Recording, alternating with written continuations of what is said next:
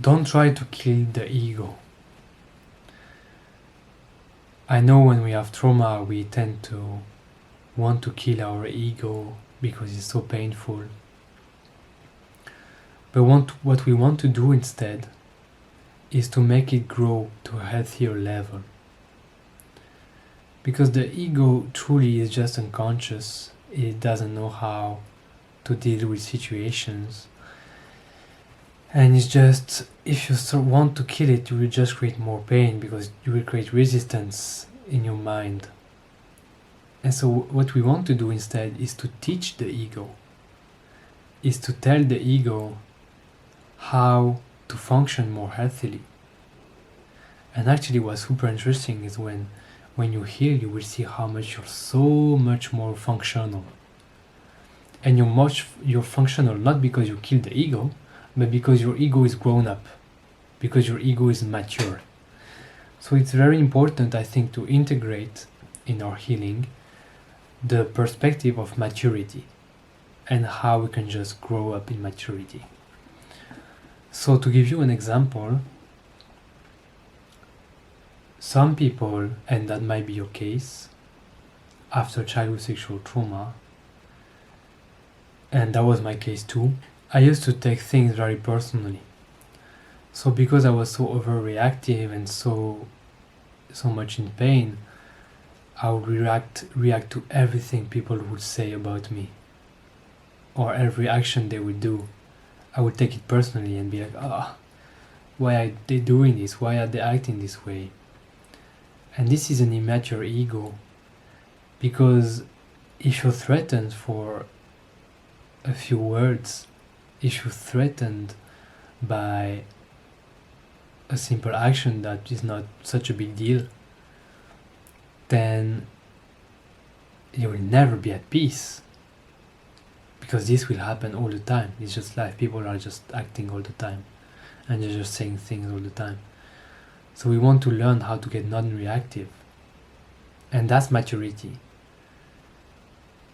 And so instead of killing my ego and be like, why do I take things so personally, and try to, that's my ego, I'm always touching my ego, but I want to just destroy that, it's just too much, I don't want it.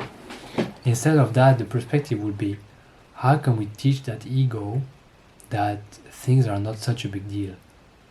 It's not such a big deal that someone doesn't like you. It's not such a big deal that someone disagrees with you. How can we teach the ego how to grow up into something more adult-like, you know? And I think that this comes also with safety. We need to find the way through our healing so that we bring our ego up, but we do it with safety, with bringing safety into our body, bringing safety into our life and into our relationships. And you will notice when your ego will be more mature, everything will be much easier. And it's not the ego's fault, right? You've been through trauma that happened in childhood. So when you were a kid, you just had such an immature brain, it was impossible to understand what was happening. And so a lot of the healing is just understanding that it's not, the problem is not the ego, it's just that it's not mature.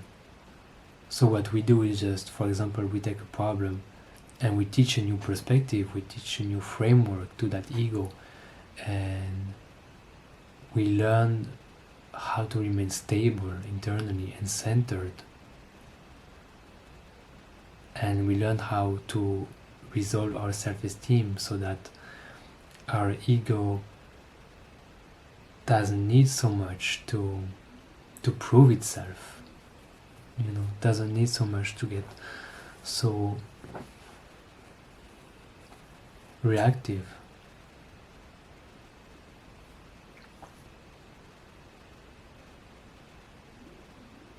And so what happens usually is that when we have this kind of traumas, we have this kind of bipolar effect, where one day we're on top, one day we're just down.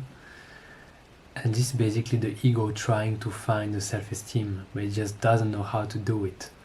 So the ego is like, I'm gonna go super strong doing this, I'm so powerful, just I want to be the best, blah blah blah. Trying to get to that self-esteem, but it's so unhealthy because it's way too much. And then it gets broken and it goes down again. I'm such a failure, life is so hard, I'm so unworthy, blah blah blah. And so in the healing process, it's also the maturity of the ego is teaching our ego how to find that balance and to remain centered, not go too much in the extreme up, not go too much down, and remain centered. Remain in that space of okayness.